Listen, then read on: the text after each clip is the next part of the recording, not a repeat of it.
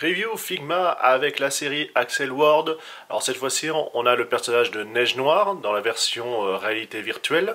C'est pour ça qu'elle aura son costume façon papillon. Alors déjà la boîte, donc c'est la version 154 en Figma.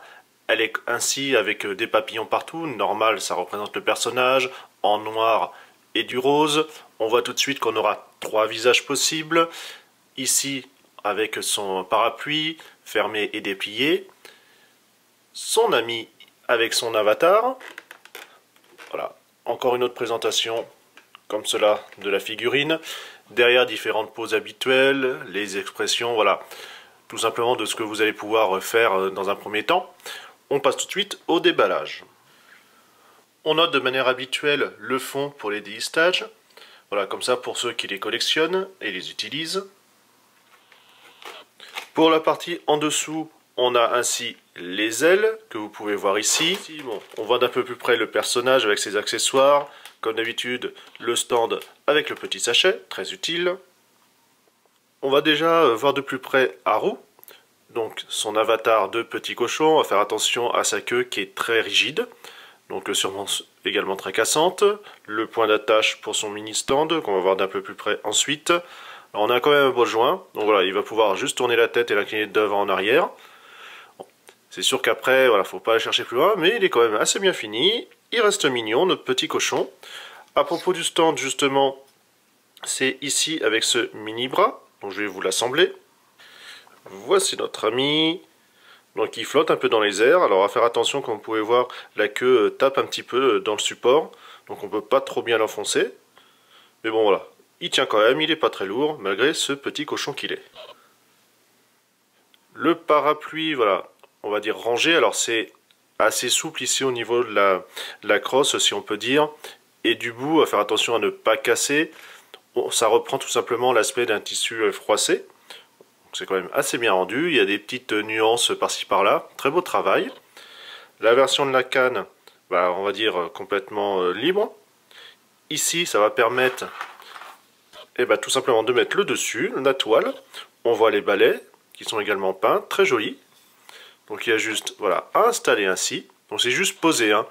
Voilà, hop, il faut aller jusqu'au bout pour clipser. Et ainsi, on a notre parapluie. Alors c'est quand même un peu lourd, hein, du fait que forcément c'est du plastique, hein, complètement.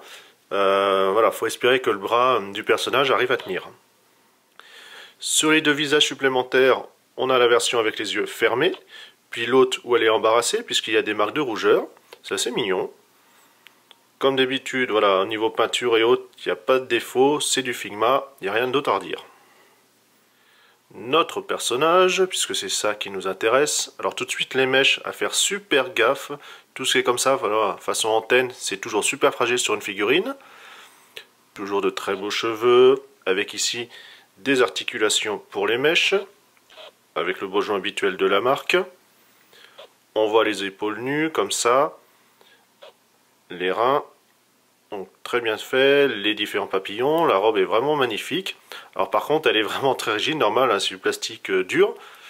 Mais on trouve quand même voilà, des formes de plis pour donner un petit peu plus de réalité, on va dire.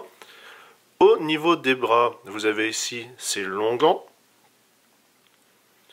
On va s'attarder aussi un petit peu plus sur son visage, pour en faire donc le 3e. Expression neutre. On note au creux des reins qu'elle a voilà, un petit papillon. On voit également dans le dos qu'on a l'attache pour le stand. Et en fait, la robe, voilà, elle est coupée en 2, qui va permettre comme ça de la séparer. Voici les 2 morceaux voilà, écartés.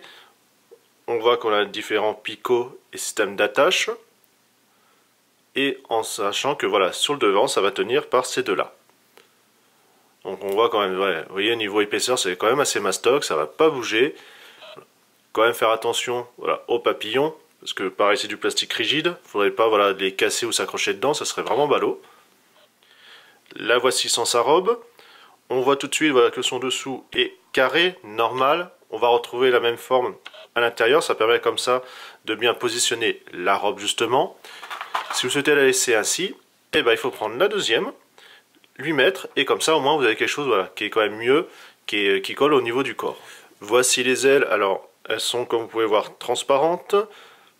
un magnifique noir, voilà, un petit peu fumé avec des stries. Là, on reprend le dessin, encore à nouveau d'ailes de papillon en rose. Le beau joint, le système d'attache. Donc en fait, ça va venir dans le système, dans le dos. Et ensuite le stand dedans. On va pouvoir, voilà, mettre ces parties-là. Vous avez un petit picot, voilà, qui se balade ici. Alors, on va faire bien attention. Comme ça, on va pouvoir positionner et faire l'intégralité des ailes. Une fois les ailes montées, donc par contre ça se monte vraiment très difficilement. Attention, les picots sont quand même très rigides, hein, les trous sont un petit peu serrés, donc forcément si vous forcez, ça risque sûrement de casser assez nettement. Une fois que c'est mis en place, n'y touchez plus. On retrouve à nouveau le côté fumé transparent. C'est voilà, quand même des très belles ailes. On va voir une fois monté sur la figurine ce que ça donne.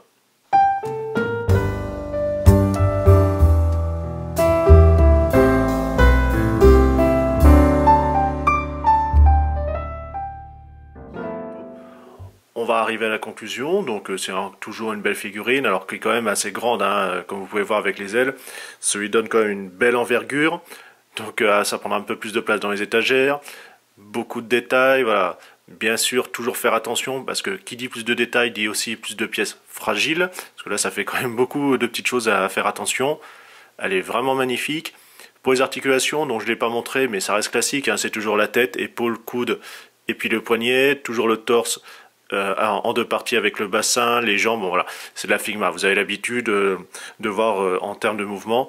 Si vous aimez Axel Ward, ou en tout cas voilà les belles figurines, allez-y. En tout cas moi celle-ci, elle va rejoindre l'autre, en attendant la troisième. Allez, on se dit à une prochaine, salut.